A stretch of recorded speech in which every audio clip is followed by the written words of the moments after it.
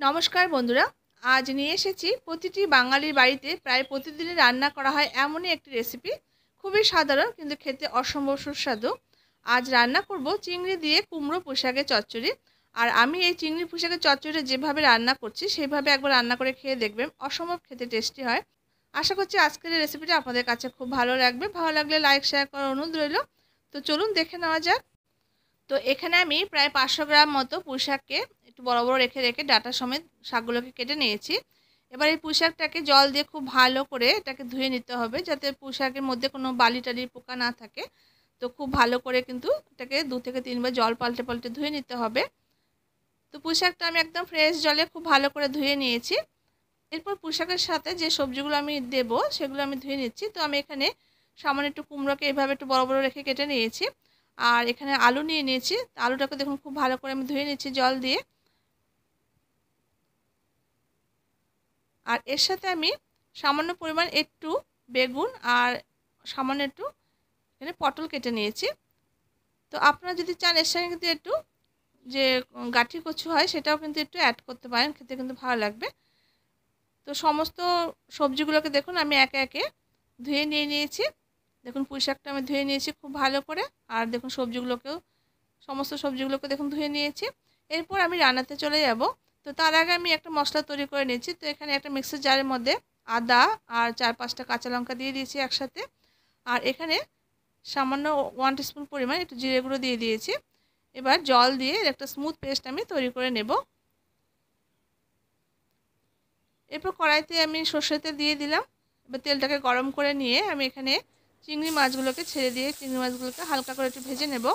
তো এখানে বন্ধুরা চিংড়ি মাছটাকে কিন্তু লবণ হলুদ আমি মাখিয়ে রেখেছিলাম আগে থাকতে। তো চিংড়িটা দিয়ে নাড়াচাড়া করে চিংড়িটাকে মিনিট 2-3 জন্য একটু ভেজে নেব। খুব বেশি কিন্তু কড়া ভাজা করব না চিংড়িটা, তাহলে কিন্তু খেতে ভালো লাগবে না চিংড়িটা। তো মিনিট 2-3 মতো আমি নাড়াচাড়া করে চিংড়িটাকে হালকা করে দেখুন ভেজে নিয়েছি। এবারে চিংড়িটাকে আমি নামিয়ে রাখছি। আর কড়াইতে যেটুকু তেল আছে তার সাথে আমি সামান্য পরিমাণ আবার একটু তেল এখানে দিয়ে দিয়েছি। এবার তেলটাকে আমি গরম করে নিলাম। এবার এই গরম তেলের মধ্যে 1 টিস্পুনের থেকে একটু বেশি একটু এখানে 5 ফোড়ন দিয়েছি। তাহলে 5 ফোড়নের একটু ফ্লেভারটা কিন্তু ভালো লাগবে, তো 5 ফোড়নটা একটু বেশি দিয়েছি। আর এখানে একটা তেজপাতা 2 ভাগ করে দিয়েছি আর 2টো শুকনো লঙ্কা দিয়ে দিলাম। এবার এই ফোড়নগুলোকে নাড়াচাড়া করে একটু ভেজে নেব। 5 ফোড়ন ভাজা সুন্দর মিষ্টি একটা গন্ধ বেরিয়ে গেছে। এবার এই পর্যায়ে আমি যে আদা কাঁচা লঙ্কা আর জিরেটা পেস্ট করে রেখেছিলাম সেটা দিয়ে দিয়েছি তেলের মধ্যে। এবার তেলের মধ্যে দিয়ে মিনিট 2 মতো নাড়াচাড়া করে এটাকে কষিয়ে নিয়েছি। দেখুন মশলাটা কিন্তু খুব ভালো করে কষানো হয়ে গেছে আর মশলাটা বেশ দানা দানা ভাব চলে এসেছে। খুব ভালো করে এইভাবে কিন্তু মশলাটাকে কষিয়ে নিয়ে তারপর সবজিগুলোকে অ্যাড করে দিয়েছি। এবং সবজিগুলোকে দিয়ে হাই টু মিডিয়াম ফ্লেমে মিনিট 4-5 মতো খুব ভালো করে সবজিগুলোকে একটু ভেজে নেব প্রথমে। এবার সবজিগুলো ভাজতে ভাজতে এখানে আমি টেস্ট হিসাবে লবণটা দিয়ে দিয়েছি। আর এখানে 1/2 টিস্পুন পরিমাণ একটু হলুদের গুঁড়ো দিয়ে দিয়েছি। লবণ আর হলুদটা দিয়ে আরও কয়েক মিনিট সময় ধরে সবজিগুলোকে বেশ হাই টু মিডিয়াম ফ্লেমে এটাকে একটু ভেজে নেব।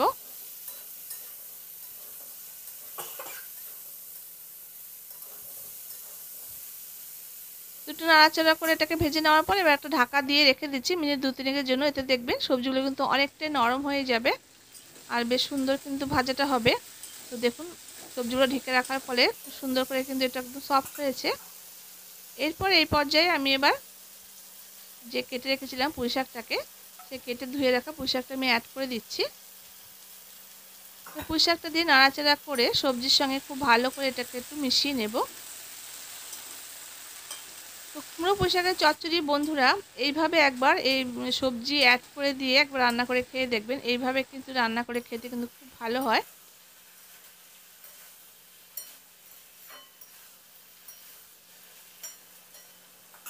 তো নাড়াচাড়া করে খুব ভালো করে এটাকে একদম সবজির সঙ্গে শাকটাকে কষিয়ে নিয়েছি কয়েক মিনিটের জন্য। এরপর এখানে প্রয়োজন মতো জল দিয়ে দিয়েছি, যাতে আলুটা কুমড়োটা আর পুঁইশাকের ডাঁটাগুলো খুব সুন্দর করে সেদ্ধ হয়ে যায় সেই পরিমাণ বুঝে জলটা দিয়েছি। এবার 2 মিনিট ফুটিয়ে নিয়ে একটা ঢাকা দিয়ে মিনিট 5-6 জন্য একটু রান্না করে নেব। মিনিট 6 পর এবার আমি ঢাকাটা খুলে নিয়েছি। এবার দেখে নেব। দেখুন কুমড়ো আলু ডাঁটাগুলো কিন্তু খুব সুন্দর করে সেদ্ধ হয়ে গেছে। আমি দেখি দেখুন আলুটা খুব সুন্দর সুসিদ্ধ হয়ে গেছে। এরপর এই পর্যায়ে আমি যে চিংড়িটা ভেজে তুলে রেখেছিলাম সেই চিংড়িটা অ্যাড করে দিয়েছি।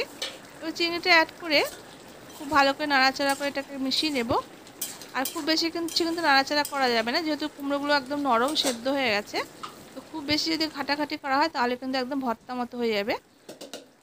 এরপর আমি এখানে 1 টিস্পুন মতো চিনি আর 1 টিস্পুন মতো একটু ঘি অ্যাড করে দিয়েছি। নামানোর আগে একটু চিনি আর ঘি অ্যাড করে দিয়ে নামালে ব্যাস তৈরি হয়ে যাবে ভীষণই মুখরোচক এই কুমড়ো চিংড়ি পুঁই শাকের চচ্চড়ি। চিনি আর ঘিটা দিয়ে আরও কয়েক মিনিট একটু রান্না করে নিয়ে বেশ একটু শুকনো শুকনো মতো করে নিয়ে এটাকে নামিয়ে নেব। তো দেখুন বন্ধুরা, আমি একটা বাটিতে সার্ভ করে নিয়েছি। তো এইভাবে একবার এই চিংড়ি পুঁই শাকের চচ্চড়ি রান্না করে খেয়ে দেখবেন। এইভাবে রান্না করে খেতে কিন্তু দারুণ লাগে, ভীষণই সুস্বাদু খেতে হয়। গরম ভাত বা রুটির সঙ্গে কিন্তু আপনারা খেতে পারবেন। আশা করছি রেসিপিটি আপনাদের কাছে ভালো লেগেছে। আর যারা নতুন দেখছেন এখনও চ্যানেলটিকে সাবস্ক্রাইব করেনি, যদি ভালো লেগে থাকে আমার রেসিপিগুলো আপনাদের, তাহলে চ্যানেলটি সাবস্ক্রাইব করে রাখার অনুরোধ রইল। আমি এখানে নিয়মিত ঘরোয়া রেসিপিগুলো শেয়ার করে থাকি, আশা করছি আপনাদের ভালো লাগবে।